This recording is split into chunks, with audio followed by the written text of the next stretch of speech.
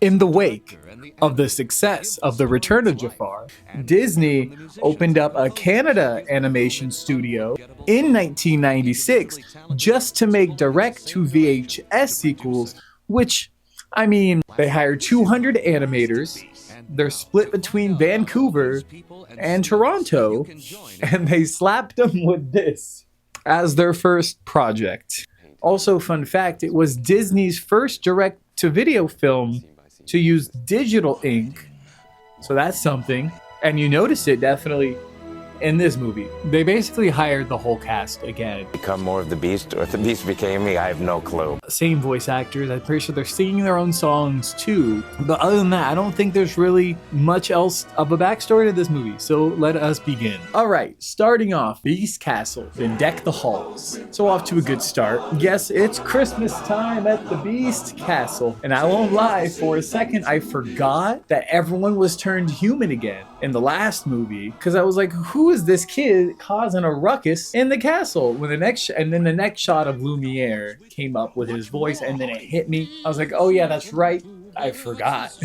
But anyway, we get some comic relief with Cogsworth and Lamp Boy, I guess, just diddling around with each other, saying, I saved Christmas last year. No, actually, I did, ho. I guess Chip is intrigued because he hears the word story and now wants to hear the story, but it's told through Mrs. Potts. So, plot twist here, this entire movie is a flashback from here on out till the end. So just narrated by Mrs. Potts herself, so just buckle down. So we're gonna flash back to a year ago on apparently the worst Christmas that has ever happened to the Beast. Starting off, we got Chip, we got Belle. Chip, do you know what day it is? Well, it's not Tuesday. No, silly, it's December 24th. I don't know, the way she said it seemed kind of condescending. Open door, the Beast busts his ass. Even acknowledges it. I fell and I landed on the ice. It's pretty slippery. Just say it. She shows him how to ice skate with his paws. Also kind of talks to him like a baby here. Why don't you try it like this? 1, 2, 3, 1, 2, 3. See, it's easy. All of a sudden, organ noises. Ladies and gentlemen, I would like to introduce to you, oh my god, CGI organ, Tim Curry.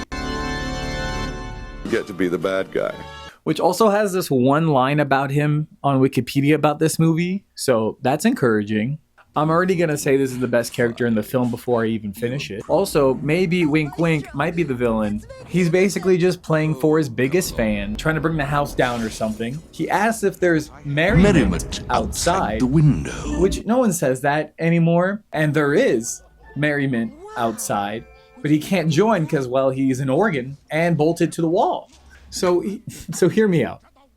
Just before I finish this movie, thoughts. Has he always been there and locked up? Is he a fugitive? What does his normal self look like? What does he do in the castle? Again, hopefully this is explained later, but just first thoughts. Let's continue. This is where it gets a little confusing, so hear me out. Little flute guy who happens to be his biggest fan says that Beast is skating outside with Pretty Girl, and Tim Curry gets jealous of him. He's actually my best friend, his confidant. Won't let some peasant girl ruin it for him, and is gonna make sure their love withers away. What are you trying to say, Oregon? Do you love Beast more than Belle? Or you just don't want to lose your best friend? I don't know. Maybe he likes being an organ. So Organ Guy basically hires little flute guy to stop them from falling in love, which is poor flute guy. I don't know how he's supposed to do this. He's just a flute. Outside, we see the couple skating. Are they a couple? I don't think they're a couple yet, are they? We see the couple skating, and biggest fan flute here hears the word love and is like, yo, I gotta stop him somehow. And he manages, you hear me out, he manages to pull on the Beast's cape, and he makes him lose balance, and he crashes into the snow, which maybe he's either just very strong for his size. Christmas Angel. This is no angel. This is no angel. So 1 point for Tim Curry and friends, I guess. Next, we get the first interaction with Beast and Tim Organ, who seems to just play music for the Beast and his study to help him relax. I don't know if that was his purpose when he was a human. Why, if they are friends, then why is he locked up? I don't know what is happening. The next Belle scene, Belle explains Christmas to Chip, who doesn't know about Christmas, but she does it in song form. So she's singing about what she would do if she can save the beast and all the fun times they'll have, and magic and stories and mermaids, kings, and sunken treasure. Overall, I don't think Christmas was explained to Chip all that well during this song, because I didn't understand it. All Chip wants is presents, which maybe that's what most kids want anyways. So A+ to Belle. Beast hates it, so no Christmas. It's not fair. Everyone eventually talks having a Christmas, but secretly. So let's just hope the Beast doesn't find out. So now it's a mad dash to decorate for... Why do I laugh at everything? So now it's a mad dash to decorate for Christmas. It's Christmas Eve, by the way, so they only got like 3 hours or some shit to set this up. Lumiere flirts with a glass, then drops a mistletoe in the glass. Not sure what that means. They trek to the top of the tower because that's where all the Christmas decorations are stored. Locked up would be a better term because they're also sentient, which damn Beast is not a good guy. This is how he treats his decorations. Lamp Boy's old lover is one of the decorations. Angel, we'll call her Angel. Like the angel on the top of the tree. They have a moment, and then they ask, hey, we need you for Christmas, but refuse because they must have had pretty bad Christmases before, which is understandable. Belle breaks into a song to convince them, and it works, surprisingly, because at the end of the song, the whole castle is decorated. I found this song very boring, but let's skip it. But one thing I do want to add about the song is that they are carrying the little angel ornament to the top of the tree, and her accent is like, no, I don't want to go to the top, put me down. I don't want to go all the way up there on the top. Which, isn't that your whole purpose? As the angel ornament? She's not happy.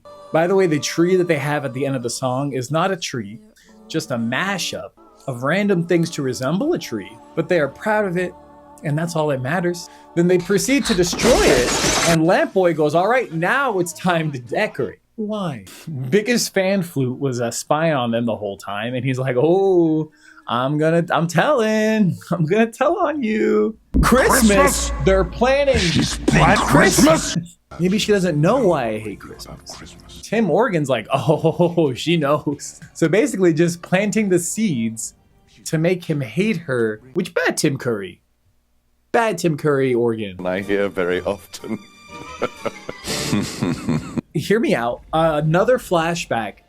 In a flashback, this one, we see the reason why Beast hates Christmas. It's because it was the day that it turned him into a beast all those years ago. But in this flashback, we see Organ Guy, whose real name, if you're curious, is Forte or Forte. Forte, I think is how you say it.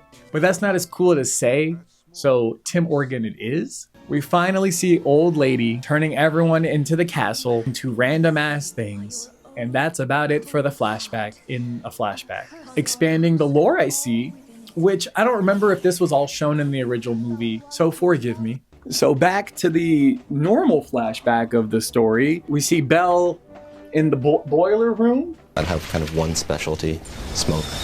I'm not sure how we got here, but I'm not gonna lie, I totally spaced out during this scene. There's a hammer guy, big boiler thing, working. Belle stares at wood, blows on it a little bit. B shows up right after. Also, I paused it at this frame, and I just wanted to share it. Weird scene.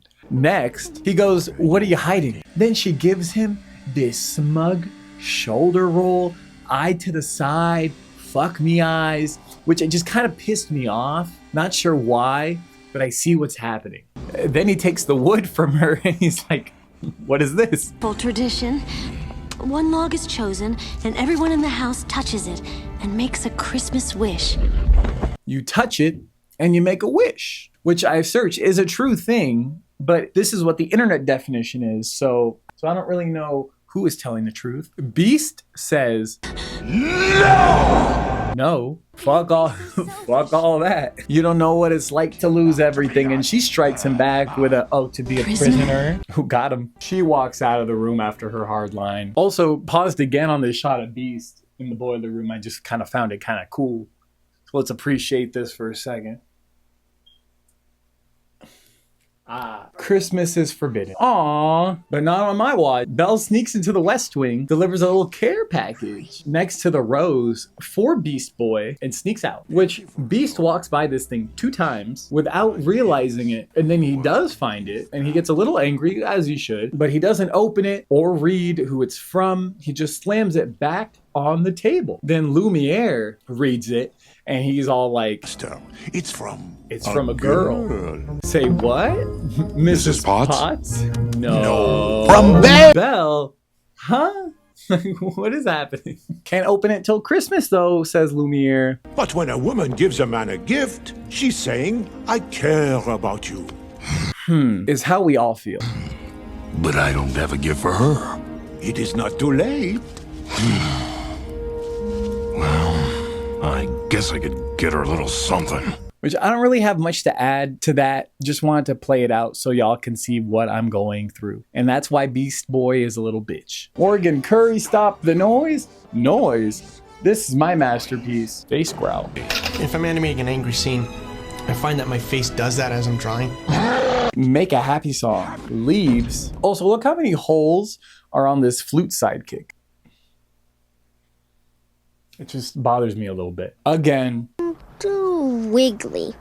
Too wiggly. Oregon Curry is still delusional, spouting, the girl is evil, she pulls him from my grasp, fills his head with love. I gotta stop the girl. Like, come on, Curry, just tell us how you really feel about the beast. Cat. I want to show you guys my cat. I know Carmel. Hello everyone, this is my cat. I'm gonna put her on the stool here. This is my cat, everyone. I'm gonna put her on the stool here, see how long she lasts. She's probably very confused. The green screen she doesn't see often because she's never down here when I record. She's probably like, what the fuck is this thing on the wall? But let's continue with the cat. She's probably gonna jump off in 2 seconds. So now this movie just turned into a fighting match about who loves Beast. Well, there you go. This movie turned into a fighting match about who loves Beast more now. So now by the end of this, I'm expecting a fight between Belle and Tim Curry, and someone has to die. Belle argues with the axe. Lacking in the hitting, who's stopping you? Shh. What is that? Follows it through the castle to Tim Forte, Oregon himself, flatters the flute for a second. Face to face with each other, Oregon convinces Belle to go to the Forbidden Forest, or whatever. They got some nice ass trees there, and Chip insists because they need a tree, even though they destroyed the fucking perfect one they had, like, in the beginning. Forte, Curry says he'll keep the secret, and then they are off to the dark black forest or something. But Tim Curry insists that Flute follows them and watches them and makes sure they don't come back. Which, again, is he gonna kill them? This little Flute guy's gonna kill them? Coincidentally, 5 minutes after they leave, Beast wants to see Belle, but no one can find her. Lamp and Clock Boy, they see the trail that goes to the Black Forest. They're like, ah, shit, here we go again. It's like, we gotta find her. Beast is pissed, waiting for her because she still hasn't showed up yet. He tells Forte, Tim Oregon to play Belle's song, which is Deck the Halls, by the way. I don't remember that being Belle's song. Why is that her song? Beast gets impatient. After, I guess 2 more minutes of Deck the Halls. Looks in the mirror thing that shows where people are to see she's in the forest. Oh, now I gotta go find her. But Tim Curry's like, no, she abandoned you. And he bursts into a song about how he's a good friend and he would never lie to him. And don't fall in love with girls. It's basically a love song, right? It's hell. The Beast gets into a fight with some babies during this song. Just don't fall in love. That'll happen to you. Belle finds a cute tree. Lumi rides Clock down some hills, probably not safe, but he does it stylishly though. Then they actually fall, probably dead. They smuggle the tree back, but the poor little Flute guy can't seem to stop the horses, and a human, who would have thought. They stop on an ice lake. That can't be good. Flute guy manages to scare the horse. Is the horse's name Maurice, right? From what I remember, right? With his scary flute sounds, a horse stomps on the ice, breaking it conveniently. Now what do? Chip falls into the water. He's gone, dead. Then Belle goes in to rescue him. Now they're both gone. Also, this shot of her like looking through the ice, That's like shit of nightmares out of there. That shit would have scared the fuck out of me. But Axe Guy breaks the ice, releasing them. Then I guess wrong place, wrong time. Then Tree Rope magically wraps around Belle, drags her back down, gone again. Beast, I guess, at the right place, right time, shows up, dives in to rescue her. And in a slow motion comeback as he majestically breaks from the water, kinda hot, carries her back to the castle. Back in the dungeon with ya. He goes, you said you'd never leave. And she's like, I didn't leave. I was just trying to make you happy by getting a tree. But he's like, nah, fuck all that noise. I don't know what the fuck is happening. I should have known you'd never be anything but a beast. She's in the dungeon for life. Everybody comes to visit Belle. Angel Ornament starts to sing. Christmas is great. Let's all cry together.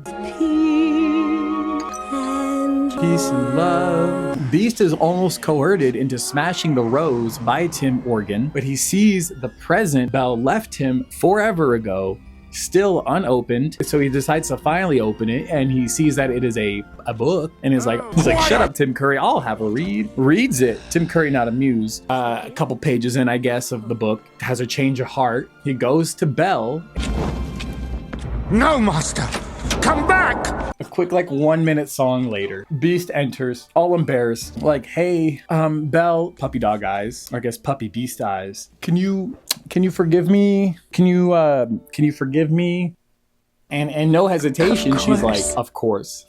Like, girl, the amount of bullshit he puts you through, I don't get it. Mood swings are crazy here. So now we got Tim Organ over here. Pissed as fuck because he couldn't have Beast to himself. He blows his horn as loud as he can, breaks some windows. Actually, the whole castle. He says a funny line like, Can you believe I never took a lesson?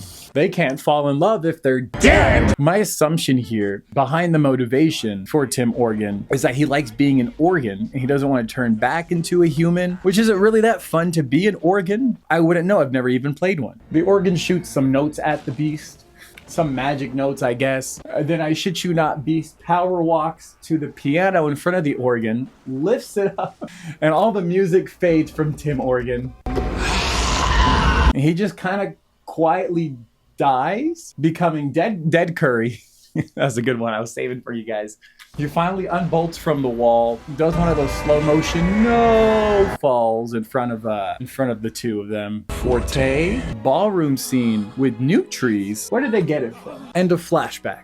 Do y'all remember that from the beginning of the movie? Because I sure didn't. It caught me off guard when it happened. Or when it came back, I was like, oh yeah, right. That was what was happening originally. It was a story the whole time. So Chip finally gets his present from the beginning of the movie, and it was a storybook, similar to what Belle gave Beast in the flashback. I don't know if it's the same storybook here. We might need a little bit more confirmation on this, but regardless, yippee for him. We see the flute guy in the flesh. He's still kind of awkward, but that's the only scene we see him for a whopping 3 seconds. Balcony scene, present Rose. I'm fucking tired of roses, bro.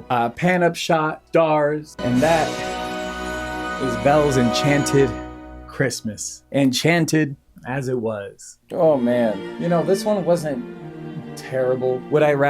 I would watch this one over the second Aladdin movie, but that's about it. I still think the Aladdin 3 was better out of the 3 that we've done so far in order. Regardless, I'm glad I'm off the Aladdin movies. This one's no better because I enjoyed looking at these more than the crudely animated intern ones of the last 2 movies.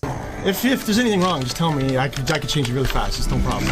Okay. Yes, sir. After doing a little bit more research in the movie, I found out initially the film was supposed to be a direct sequel to the original film, with the main villain supposedly being Gaston's younger brother, I think. I don't know his name. I think it starts with an A, Avant. Let's call him Avant, I think. But his goal was to avenge Gaston by ruining the lives of Belle and Beast, threatening to kill them, I guess, reportedly using sorcery to torture them or transform them back into Belle and Beast. I don't know, Beast and back into a beast, frame Belle for it or some shit. Although he was cut out of the story and the plot was changed, these were all incorporated for the most part into Forte, Tim Curry, who did not want the Beast to become a human again. But overall, y'all, I think that's it. That's it for Belle's Enchanted Christmas in June. The Canada studio went on to make the next movie, so the 4th movie and the directed sequel animated VHS movies, which I will be reviewing next week, hopefully, which was... Motherfucker.